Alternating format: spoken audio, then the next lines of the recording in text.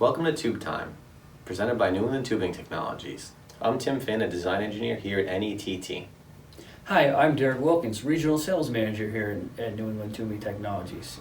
Today we're here to talk about some of our value-added capabilities.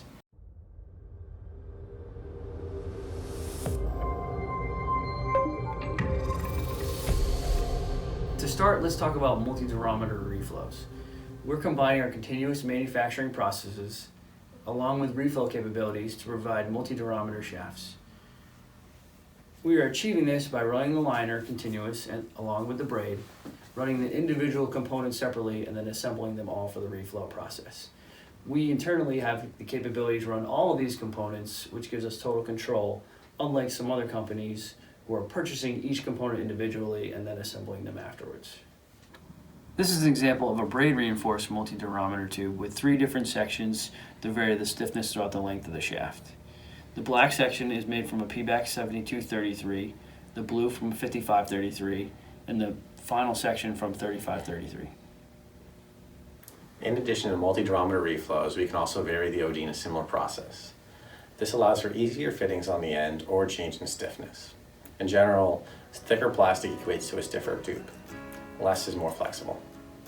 The thinner proximal section allows for easier navigation and more flexibility throughout the length of the shaft. The thicker section here is more stiff and easier for torque and pushability to aid in insertion. Furthermore, we can provide multidurometer multi-lumen tubing. This allows for a change in performance by changing the plastic. So here we have a softer PBAX, more flexible tip, and a stiff body section. We can do this all while maintaining lumen patency. And again, we utilize continuous manufacturing as much as possible for increased efficiencies.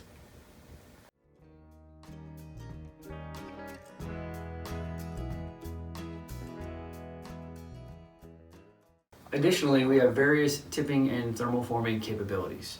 Oftentimes this is used for atraumatic effect, radio opacity, or to aid in the assembly of the finished device. Here we have an example of a radio opaque tip butt welded onto a braid reinforced tube. Each component was manufactured individually and then assembled. With this design, the liner does not continue all the way through the tip. Here we have another example of radio opaque tip, but in this case we have a spot reinforced tube and the liner continues throughout the end of the tip.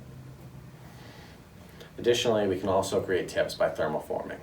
So here we have a linear reinforced tube, so there's 2 stainless steel members that run the length of it. We trim the wire back and then reflow the tip. The benefit of this would be cost. So here we have one component versus another one like this where we have multiple components. A consideration may be that it's not a radio opaque tip.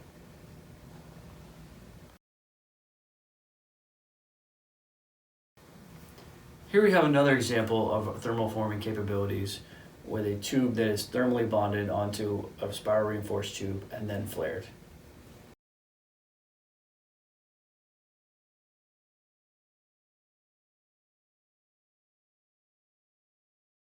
Additionally, we can shape tubes based on the customer's geometry.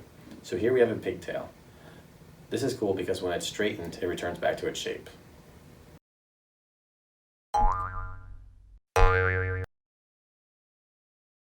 Thank you for joining us on this Tube Time. If you have any questions, please feel free to reach out on our website.